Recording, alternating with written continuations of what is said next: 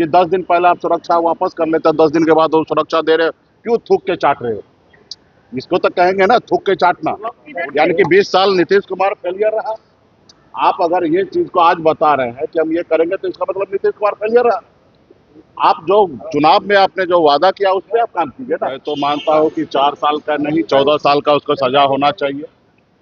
धोखेबाज है, बेईमान है और हत्या उन्होंने किया है। अभी आने वाला समय में आप कपड़ा पहन रहे ना, उसके ऊपर भी टैक्स लगेगा। इससे पहले होता था ना, एक महिला को ऊपर का कपड़ा ढकने के लिए टैक्स लगता था, वो ये सरकार आने वाला समय में कहेगा। बहस तो ये होना चाहिए कि आपने हमारे माता बहन को आपने वादा किया था कि 10,000 रुपया अभी दे रहे, 2 लाख रुपया और आपको हम देंगे। क्या हुआ? वो 2 लाख रुपया कहाँ है? किसको मिल रहा है? क्यों नहीं मिल रहा है? सबसे गरीब राज्य बिहार नहीं होता। सिर्फ 4 जगह ब्रिज बना देने से राज्य का तरक्की नहीं होगा। राज्य के लोगों को अपने राज्य में रोजगार मिलना चाहिए, यहाँ पे काम मिलना चाहिए, हर तरह की सुरक्षा मुहैया होना चाहिए, तब जाके ये चीज होगा। देखिए, उत्तर प्रदेश में अघोषित इमरजेंसी है। वहाँ की सरकार जो है बहुत ही तानाशाह है।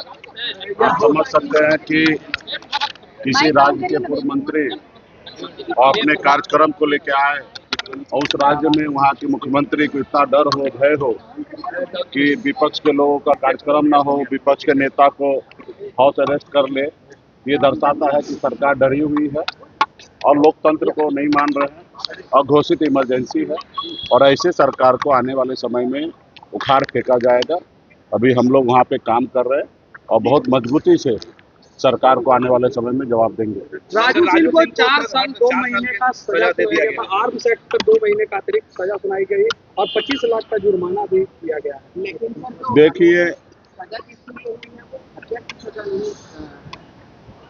देखिए अभी जो भी सजा हुआ है वो आप लोगों के सामने में है। मैं तो मानता हूँ कि 4 साल का नहीं 14 साल का उसको सजा होना चाहिए।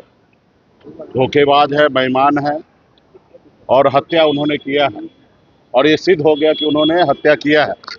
और उसमें मैं पीड़ित परिवार से भी आग्रह करूंगा कि इसको चुनौती ऊपर हाई कोर्ट, सुप्रीम कोर्ट में दे। तो 4 साल नहीं 14 साल का उसका सजा होना चाहिए। आप बताइए कि हत्या उन्होंने किया सिर्फ 4 साल, आर्म्स एक्ट के तहत उनको दोषी माना गया सिर्फ 2 महीना। ये कहाँ का न्याय है? तो उनको फेवर किया गया है, मुझे ऐसा लग रहा है। और मुझे लगता है कि अभी भी न्यायालय पे भरोसा सबको रखना चाहिए और ऊपरी अदालत में उनको चैलेंज करना चाहिए और उनको 4 साल नहीं 14 साल का सजा। राबड़ी को पुनः सिक्योरिटी जो है वो दी गई है, सिक्योरिटी दी गई है।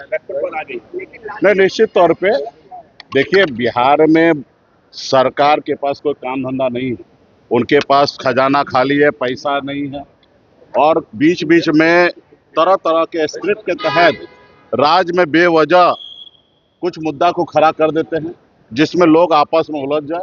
असली मुद्दा जो जनता का जो है, युवा का जो है, किसान का है, उससे भटकाने के लिए आप बताइए ना, ये सरकार के पास क्या है सोच है कि 10 दिन पहले आप सुरक्षा वापस कर लेते, 10 दिन के बाद वो सुरक्षा दे रहे हो, क्यों थूक के चाट रहे हो? इसको तो कहेंगे ना थूक के चाटना। उनके रिपोर्ट क्या था? अगर सुरक्षा हटाना था तो फिर 10 दिन के बाद दिया क्यों?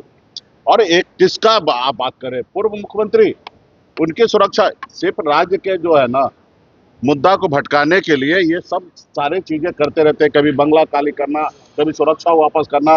राज्य में हजारों समस्या है, इस सरकार जो है उस समस्या के ऊपर एड्रेस नहीं कर रहे, उस समस्या को देखना नहीं है। ये कौन बड़ी बात है भाई? सुरक्षा लेना देना, इसकी बहस क्यों हो रहा है? बहस तो ये होना चाहिए कि आपने हमारे माता बहन को आपने वादा किया था कि 10,000 रुपया अभी दे रहे, 2 लाख रुपया और आपको हम देंगे। क्या हुआ? वो 2 लाख रुपया कहाँ है? किसको मिल रहा है? क्यों नहीं मिल रहा है? तो ये इस पे हमारी चर्चा होना चाहिए। जब वो बीजेपी सरकार बनाने के लिए आए, उन्होंने कहा कि हम 1 करोड़ युवा को नौकरी देंगे, इस पे चर्चा होना चाहिए।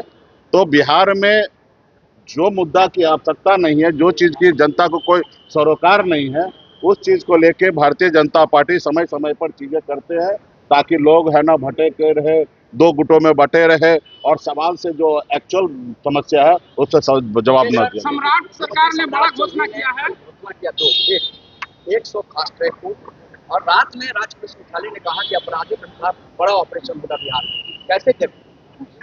देखिए, जो उन्होंने सरकार बनाने से पहले जो घोषणा किया, हर माता बहन को 2 लाख रुपया हर किसी को खाता में देना, पहले उस पर काम कीजिए। आपने 1 करोड़ रोजगार देने की बात की, आपने वो कीजिए। आप ये बताइए कि ये सारा चीज इससे पहले नहीं हो रहा था, इसका मतलब यानी कि 20 साल नीतीश कुमार फेलियर रहा। आप अगर ये चीज को आज बता रहे हैं कि हम ये करेंगे, तो इसका मतलब नीतीश कुमार फेलियर रहा। आप जो चुनाव में आपने जो वादा किया उस पर आप काम कीजिए ना। अब ये सारी चीजें तो सरकार का नीति है। नियत होना चाहिए कि लोगों को जो क्राइम करे उसको तुरंत सजा मिलना चाहिए। ये कोई नया बात है क्या? आज बच्चा पैदा हो और कल उसके बारे में नाम की बात करे तो समझ में आता है। आप ऑलरेडी ये बिहार में एनडीए पिछले 21 साल से चल रहा है और उसके बाद आज नींद खुला है फास्ट ट्रैक का या 100 कोर्ट को बनाने का, ये आज नींद खुला इस सरकार को। इसका मतलब इससे पहले जितने भी गुनहगार हैं उसको बचे हुए थे। तो देखिए, राज्य का जो एक्चुअल समस्या है उस पर अभी बहस करना है हम लोगों को, और आने वाला समय में जनता को जागरूक करके ये भटकाने वाला जो चीज़ है, तरह तरह के कैबिनेट पास करेंगे, ये करेंगे, जो पहले किया वो तो काम ही नहीं कर रहे, और नए नए कैबिनेट आएंगे, ये करेंगे वो करेंगे, तमाम ऐसी चीज़ें करेंगे, उसका तो जमीन पर असर तो कहीं दिखता नहीं है। अगर जमीन पर असर दिखता तो बिहार के एक व्यक्ति का आय सिर्फ 60,000 रुपया नहीं होता, पूरे देश में सबसे गरीब राज्य बिहार नहीं होता। सिर्फ 4 जगह ब्रिज बना देने से राज्य का तरक्की नहीं होगा। राज्य के लोगों को अपने राज्य में रोजगार मिलना चाहिए, यहाँ पे काम मिलना चाहिए, हर तरह की सुरक्षा मुहैया होना चाहिए, तब जाके ये चीज होगा। चुनाव लड़ने वाले हैं, निश्चित तौर पर उनकी पार्टी है और मैदान में उतरना चाह रहे थे। हमारी शुभकामना है कि वो लड़े, और महागठबंधन आने वाले समय में निर्णय लेंगे क्या करना है, और राष्ट्रीय जनता दल का वो सीट है, आरजेडी उस पर निर्णय लेंगे कि क्या करना है। बाकी एज ए प्रशांत किशोर का एक राजनीतिक दल है, उनको चुनाव लड़ रहे हैं, तो हमारी शुभकामना है।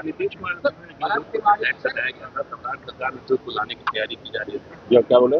सवाल ये है कि नीतीश कुमार ने 2014 में एक टैक्स हटा दिया था स्टेट हाईवे। स्टेट हाईवे के लिए अब टैक्स आ रहा है, एक बाइक के लिए भी टैक्स आ रहा है। बाइक पर भी चलना तो आपको टैक्स देना पड़ेगा। अभी आने वाला समय में आप कपड़ा पहन रहे ना, उसके ऊपर भी टैक्स लगेगा।